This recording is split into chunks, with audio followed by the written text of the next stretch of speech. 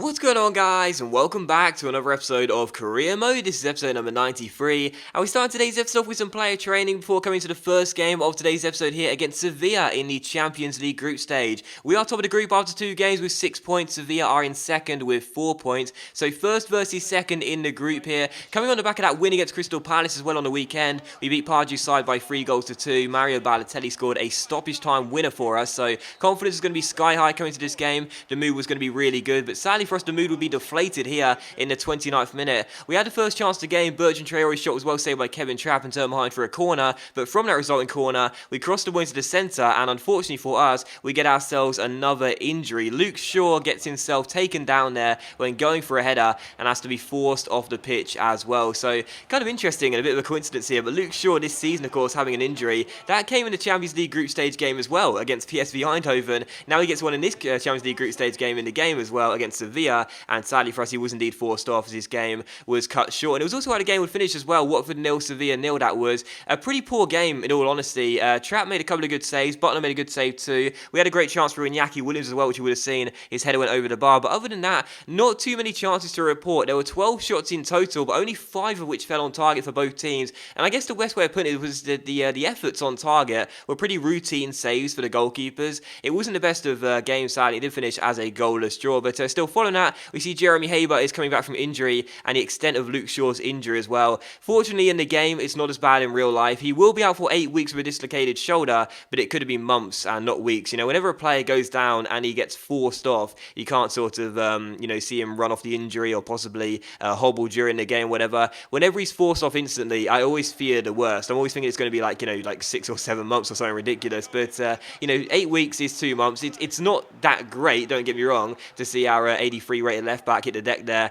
and be out for a couple of months, but it's not disastrous, and it's kind of funny, because Luke Shaw getting that injury in real life in the Champions League group stage, now getting one in the game as well. But of course, during the summer we brought 3 left backs. David Alaba, our first choice one, Shaw is the backup, and Cameron Purrington as well from Sassuolo, who's our third choice now. So I'm not really fussed about it. Purrington could go on the bench, or Dominic Iorfa as a backup fullback, and it's not great, but it could have been a lot worse. But still, we take on Norwich here for the second game of today's episode, the second of 4 games in today's episode here, travelling away to take them on at Carrow Road. There were quite a few good chances in the first half, but in this game, just like in the first game really, both goalkeepers were playing quite well and desperate to ensure they'll both keep clean sheets, and as you can see, that's exactly what would happen, because the final chance fell to West Brom here. Rondon, the former West Bromwich Albion striker, had a great chance there, but his shot was well saved by Butler and turned behind for a corner, and sadly for us, it's back-to-back goalless draws. So to start the episode off, after what was a thrilling end to the last one, which finished 3-2 to Watford, coming from behind, winning it in stoppage time for a Mario Balotelli strike from just outside the area.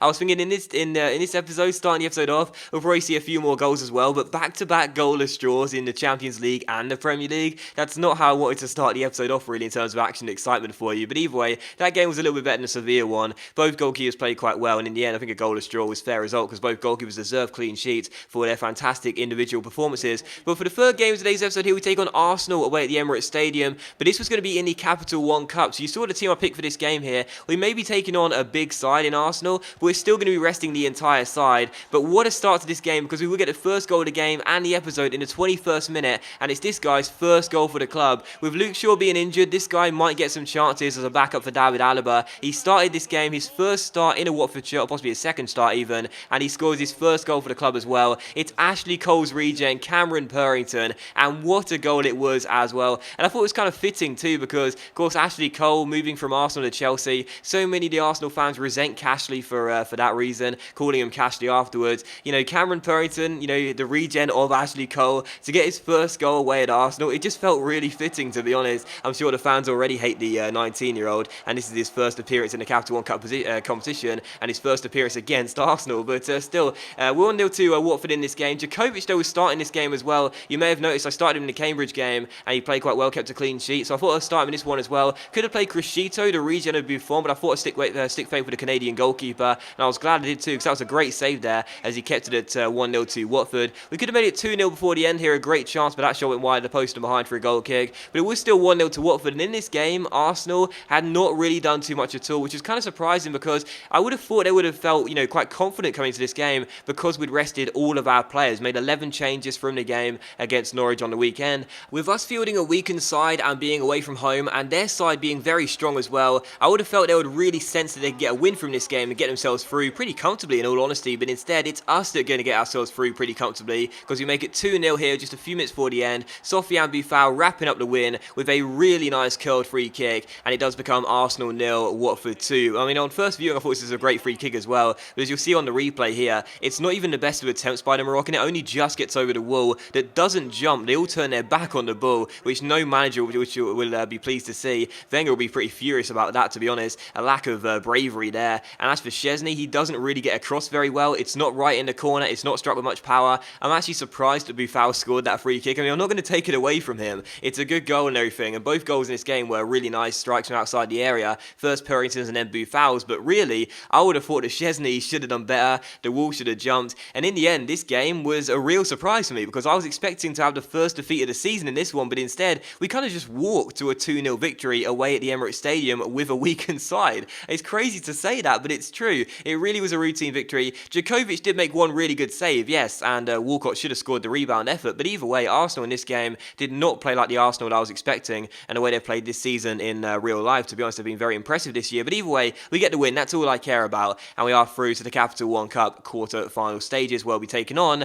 West Ham United. I haven't said that in a while, but still following that here, we have a monthly scouting update and also a look at the U-Score monthly update as well. You can see how the Canadians are currently getting on. Will Ledgerwood was a left midfielder I discussed in the last episode. I think it was that left midfield there who looked really good when I first signed him. He's already decreased massively, seriously. So since we signed him to Watford, he's got a little bit lazy in his development, not training as hard clearly, but still following that, a look at the squad report as well, so you can see how the players are currently getting on, and also a look at the league table too. Hero Redeval, to my surprise, has grown a rating. Ever since we signed him to Watford in the first season, the only reason he's grown to an 80 is because I've been training him, and out of the blue, he's grown a rating now. He's been dropped to the bench now. He's not a first team player anymore like he has been since we signed him, but now he's starting to grow ratings, so clearly he knows that his position has been lost and he needs to work hard to get back into the first team. But still, the squad is looking pretty good. I'm liking the look at the squad right now. You know, I said before, this could well be our final season at Watford. We may be leaving during the season as well. We discussed it in the last episode, like I've been discussing it in pretty much every episode, really. But if we are going to leave Watford this season or next season, the squad we have right now is a really good one to leave them with, you know. And as you can see as well, 10 games into the Premier League season,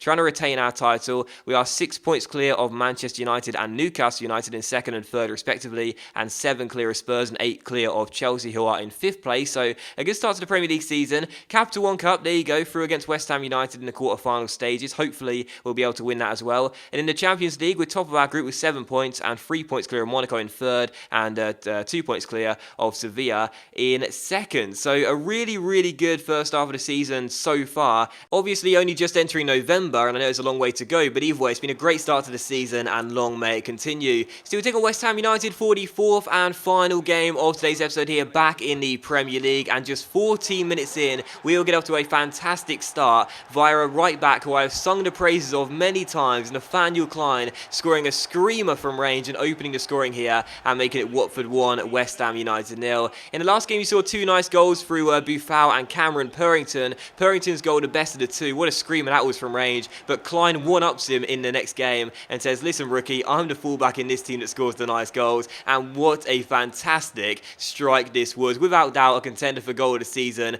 and probably the goal of the season so far with no question. An unbelievable strike after the fake shot. Darren Randolph has no chance, and we take the lead and make it Watford 1, West Ham United 0. So Klein's second goal of the season so far. One of the best right backs, if not the best right back I've used in FIFA this year, and he does open the scoring here. So Watford 1, West Ham 0. We're double our lead in the 36th minute as well through Marco Ryan Talla. Marco the Magician heads in this Konoplyanka corner and puts it past the goalkeeper to double our lead and give us a 2-goal cushion. I think Loftus-Cheek was probably a bit upset that he didn't let him have the header there instead, because Loftus-Cheek is yet to score this season, whereas Ryan Talla's now got his second Premier League goal and his third overall. So Watford 2, West Ham 0. That's the most important thing, getting the goal. 2-0 to Watford. West Ham had a chance here 30 minutes after the restart to get themselves back in the game, but Antonio's shot went over the bar and behind for a goal kick, but it was how the game would finish. Final score, Watford 2, West Ham 0. Despite there being 2 goals, not the most action-packed of games, but either way, it is now 4 clean sheets in a row for Watford. That's good to see. Some good defending in this episode, and of course the most important thing, getting back to winning ways in the Premier League after that goalless draw against Norwich away at Carrow Road, and a pretty